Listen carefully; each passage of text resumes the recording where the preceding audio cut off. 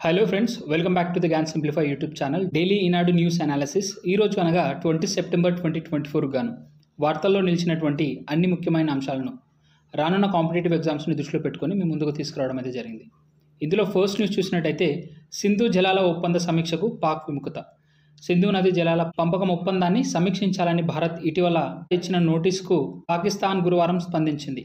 ప్రపంచ బ్యాంకు కూడా భాగస్వామిగా ఉన్న ఈ ఒప్పందం తమకు ఎంతో ముఖ్యమైందని, భారత్ కూడా దాన్ని గౌరవిస్తుందని ఆశిస్తున్నామని పాక్ విదేశాంగ శాఖ మంత్రి ముంతాజ్ జహ్రా బెలూచ్ అన్నారు. 20 ఏళ్ల క్రితం రెండు దేశాల మధ్య జరిగిన ఈ ఒప్పందాన్ని సమీక్షించే ఉద్దేశం పాకిస్తాన్కు లేదా తేలిపోతుంది. సీమాంతర ఉగ్రవాదం పెరగడం మరియు అదేవిధంగా జనాభా పరంగా, పర్యావరణ పరంగా మార్పులు రావడం వల్ల సింధు జలాల ఒప్పందాన్ని సమీక్షించాల్సిందేనని భారత్ డిమాండ్ చేస్తోంది.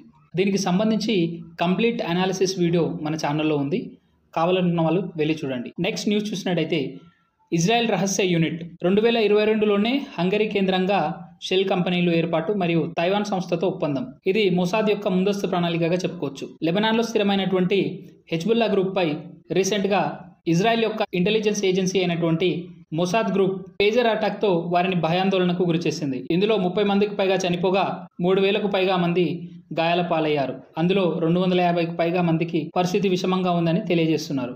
ఈ అటాక్ కి కారణంగా ఇజ్రాయెల్ రహస్య యూనిట్ అయినటువంటి మొసాద్గా చెప్తున్నారు. నెక్స్ట్ న్యూస్ చూసినట్టయితే ఢిల్లీ సీఎంగా రేపు అతిథి ప్రమాణ స్వీకారం. కేబినెట్లో కొత్త ముఖానికి చోటు అధికారికంగా వెల్లడించిన ఆమ్ ఆద్మీ పార్టీ. 2 రోజుల క్రితం ఢిల్లీ పూర్వ చీఫ్ మినిస్టర్ అయినటువంటి అరవింద్ కేజ్రీవాల్ గారు జైలు నుంచి రాగానే తన పదవికి రాజీనామా చేసిన విషయం మనందరికీ తెలిసిన విషయమే. ఇప్పుడు ఢిల్లీకి కొత్త చీఫ్ మినిస్టర్గా అతిథి రేపు ప్రమాణ స్వీకారం చేయబోతోంది. నెక్స్ట్ న్యూస్ చూసినట్టయితే భారత్పై FATF ప్రశంసలు. టెర్రర్ ఫైనాన్సింగ్ పై మీ చర్యలు బేస్ అంటున్న financial action task force. Money laundering, ఉగ్రవాద ఆర్థిక సహకార వ్యవస్థల నిరోధానికి మన దేశంపై సమర్థమైన చర్యలు తీసుకోబడుతుందని అంతర్జాతీయ ఆర్థిక చర్యల కార్యదళం ఫైనాన్షియల్ యాక్షన్ టాస్క్ ఫోర్స్ పేర్కొంది. ప్రపంచవ్యాప్తంగా ఉగ్ర కార్యకలాపాలకు నిధులు వెళ్లకుండా అడ్డుకునేందుకు ప్యారిస్ కేంద్రంగా చేసుకుని G7 దేశాలు ఐరోపా కమిషన్ల నేతృత్వంలో 1989లో FATFను ఏర్పాటు చేయడం అయితే జరిగింది. ప్రస్తుతం ఇందులో 40 సభ్య దేశాలున్నాయి.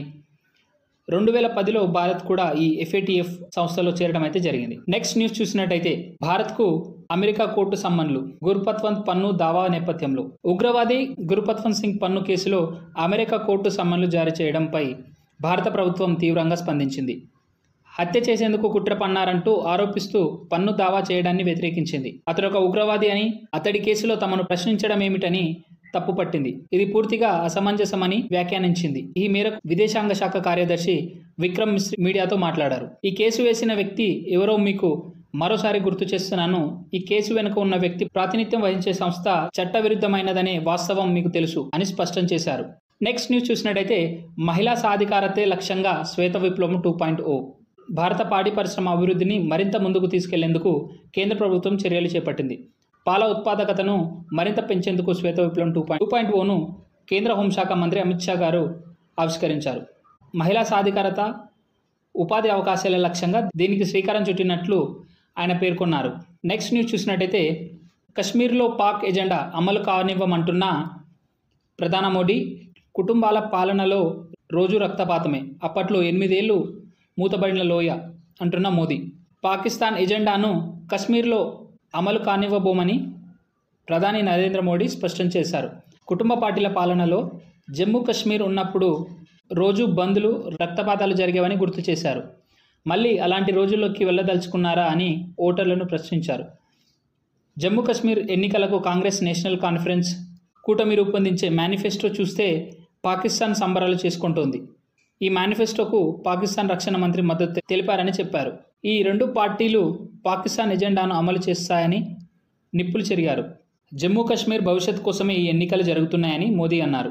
భూమి మీద ఏ శక్తి ఆర్టికల్ 370ని వెనక్కు తీసుకురాలేదని స్పష్టం చేశారు. జమ్మూ కశ్మీర్ను మళ్ళీ రాష్ట్రంగా మారుస్తామని వైష్ణోదేవి మాత పర్వపాదాల వద్ద నుంచి హామీ ఇస్తున్నానని తెలియజేశారు. నెక్స్ట్ న్యూస్ చూసినట్టయితే బైడెన్తో మోడీ భేటీ, కుదరనున్న 2 కీలక ఒప్పందాలు.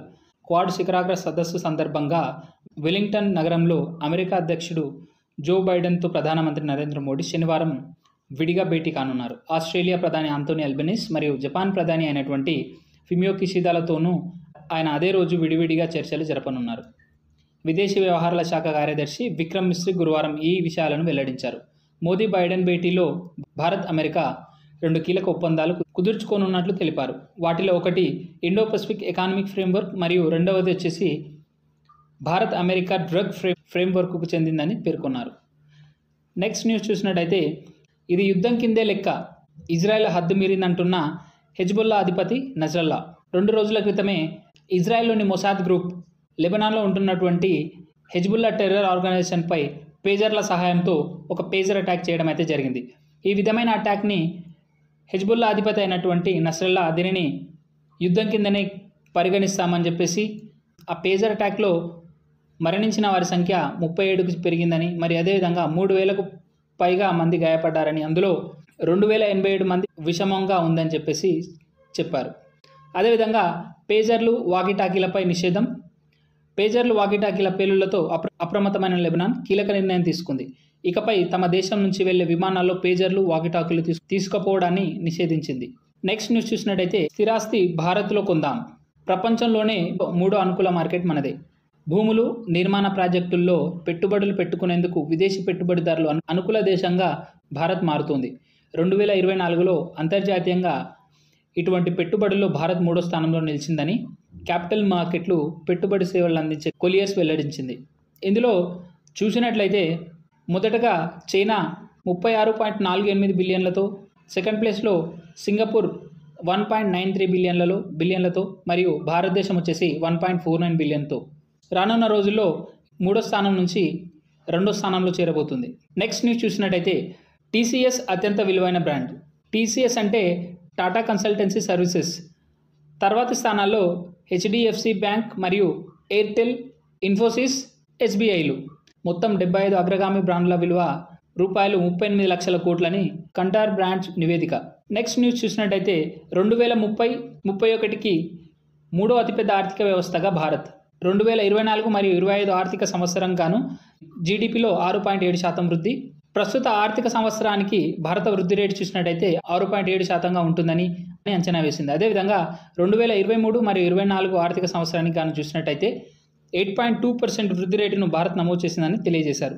రానున్న రోజుల్లో అనగా 2030 మరియు 31 వరకు భారత్ కంటే ముందు స్థానంలో ఉన్నటువంటి జపాన్ మరియు జర్మనీలను క్రాస్ చేసి 3వ స్థానంలో నిలవనుందని చెప్పేసి ఇక్కడ పేర్కొనడం అయితే జరిగింది. ఇకపోతే భారత్ కంటే ముందు ఉన్నటువంటి దేశాలను చూసినట్టయితే అవి United states of America, China, Germany మరియు జపాన్లు. ప్రపంచంలో ప్రస్తుతం భారతదేశం 5వ అతిపెద్ద ఆర్థిక వ్యవస్థగా ఉంది. నెక్స్ట్ న్యూస్ చూసినట్టయితే జీడిపి లెక్కింపునకు ప్రాతిపదిక ఏడాది మార్పు. 2022 మరియు 23కు సవరించాలని కేంద్రం యోచన. దేశ ఆర్థిక వ్యవస్థను ఖచ్చితంగా ప్రతిబింబించేలా జీడిపి లెక్కింపునకు ప్రాతిపదిక ఏడాదికి మార్చాలని కేంద్రం భావిస్తోంది. ప్రస్తుతం స్థూల దేశీయోత్పత్తి జీడిపి గణింపునకు 2011 మరియు 12 ఏడాదిని ప్రాతిపదిక ఏడాదిగా పరిగణిస్తున్నారు. దీనిని కాస్త 2022 మరియు 23కు మార్చాలని భావిస్తున్నట్లు విశ్వసనీయ వర్గాలు తెలిపాయి. ఈ విషయంపై advisory committee of national accounts స్టాటిస్టిక్స్కు త్వరలోనే స్టాటిస్టిక్స్ అండ్ ప్రోగ్రామ్ ఇంప్లిమెంటేషన్ శాఖ సూచించొచ్చని సమాచారం. 2026 ప్రారంభానికల్లా ఈ ప్రక్రియను పూర్తి చేయగలదని అంచనా.